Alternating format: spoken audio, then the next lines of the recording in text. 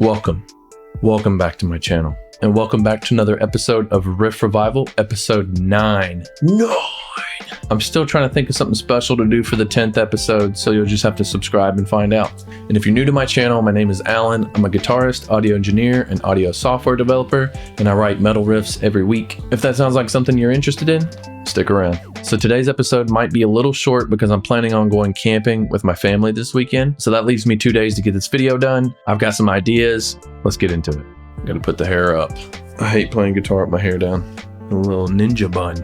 All right, let's get in here and do the thing. My idea was to kind of double the end of that part that we were working on last week. Sounds like this.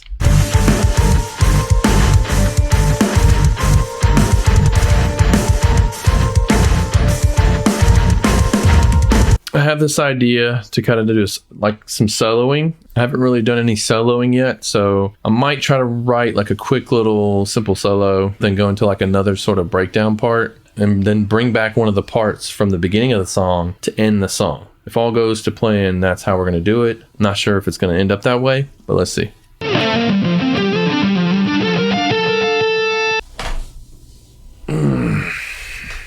So my idea was for this part to have a solo over it, but I'm not sure if I'm going to have enough time to write something. So we're going to continue on with just the rhythms, and then we'll probably come back and finish it out with a solo. I have to change one of the drum parts because I don't want it to repeat the same fill. So let me change the fill real quick.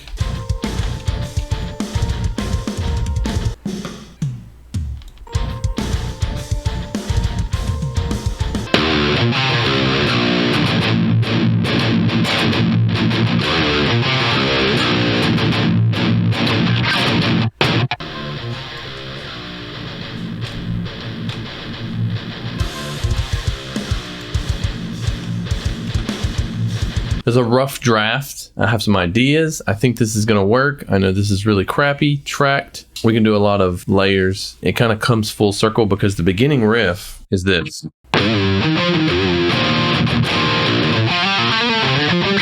So at the very end of the song, we're in a different key sort of. So we're going.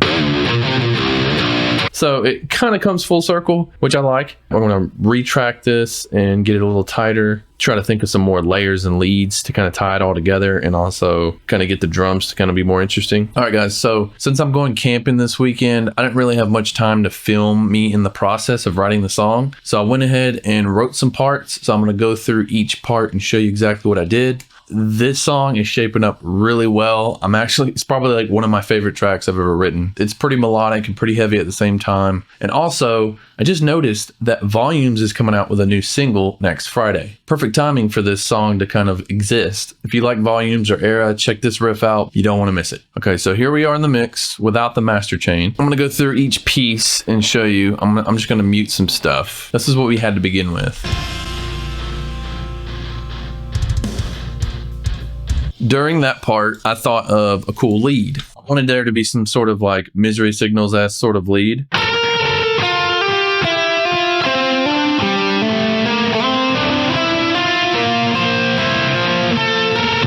Kind of weird, but it'll make sense in a minute. So that's the melody that I thought of that could kind of repeat or have another element do it, which I made the piano do that. And then it comes back in with actual guitar.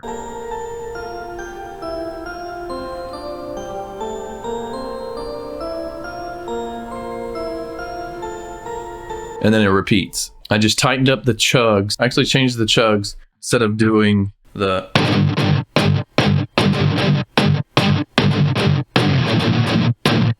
I liked that to begin with, but it didn't coincide with the rest of the song. So I changed it to.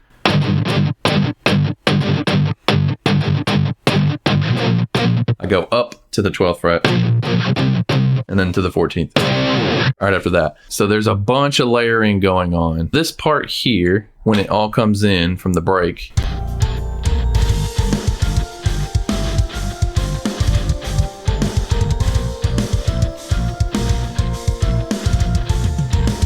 and I wanted something sort of a little bit gainy but a little clean. So I did this sort of clean thing.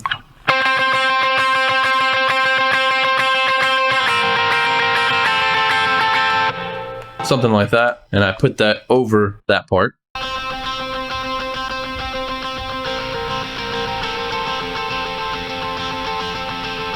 It's just a little subtle layer behind the piano.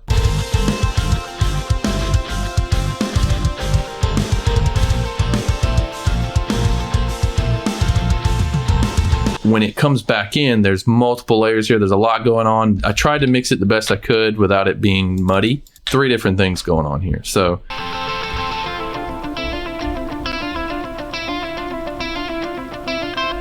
brought that part back from the beginning of the song, the little delay thing.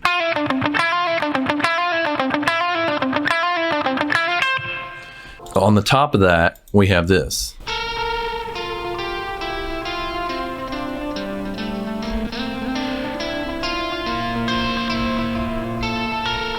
And then on top of that, we have all together, it sounds like this.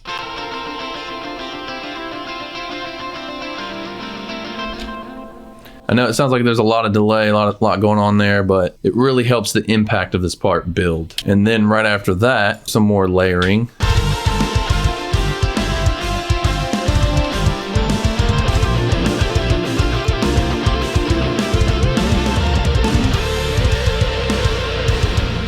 It gets really good right here. So we have this part. So that part is a branch off of the, and then I just harmonized it.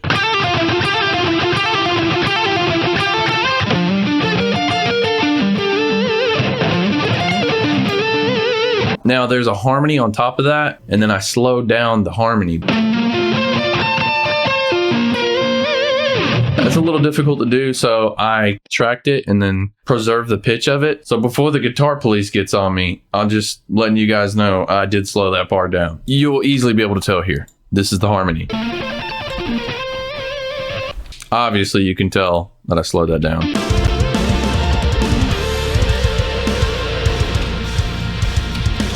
And then underneath that sweep, I think we're just continuing.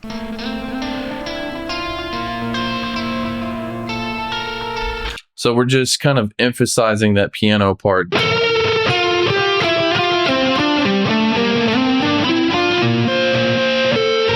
That whole thing, we're kind of emphasizing that. And then we have the ending riff, which I think is pretty interesting because, so we're basically coming back from the first riff of the song. The last riff of the song is, it's almost the same as, I thought that was really cool to come back to that part, but in a different note, almost like a different key. I'm not sure which it is, if it's a different key or different octave. It is different. That's another thing that you guys could do in your songwriting. If you're having trouble thinking of another riff, maybe try to change key. It worked for me, I guess. Let's head on down back to the riff.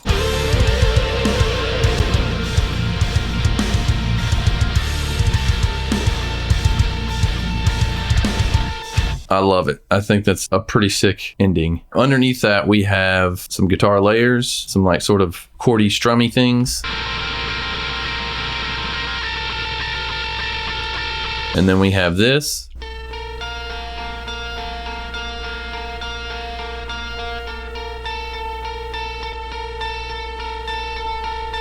And both of those together.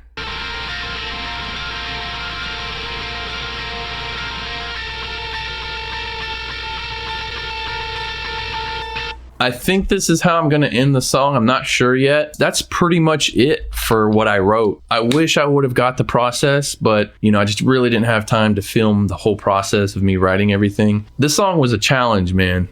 Let's check the song out with the master on.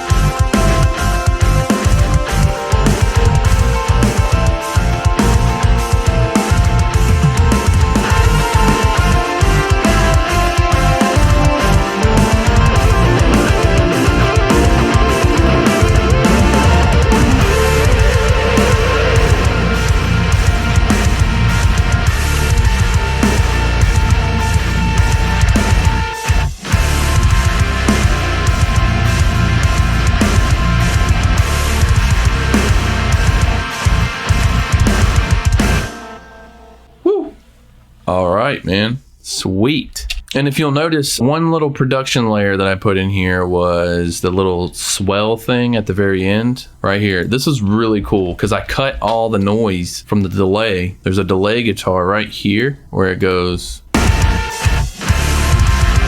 So all it is a reverse snare and a reverse cymbal, kind of cut really short right before it comes back in. Kind of gives you that like getting sucked in feeling. I love that. This song's been a really big challenge for me. I know I've said that in every video. I sound like a broken record. So my favorite way to write is mixing melodic with heavy. That key right there is like the epitome of melodic and heavy. When I write in that key, I just want to make sure it's really sick because there's so much potential in that key, which also makes it very hard. But yeah, I'm pretty happy with the way this song is shaping up. I can't wait till Sarah puts some vocals on it. We release the song. I'm not sure of any time frame when we're going to release these songs. We're just going to do this as we go. They will be released eventually. They're going to sound super crisp with vocals and everything. Your boy will be screaming on it as well, probably. I don't know, maybe. If it calls for it, I'll scream on it. Maybe even sing too, you never know. But this song's been super duper fun. And like I said before, you're gonna wanna stick around for episode 10. I'm gonna try to do something a little special for that episode. I have something coming in the mail and it's pretty exciting. I'm gonna go camping with my family, go fishing, try to have a good time, and I'll see you guys next week.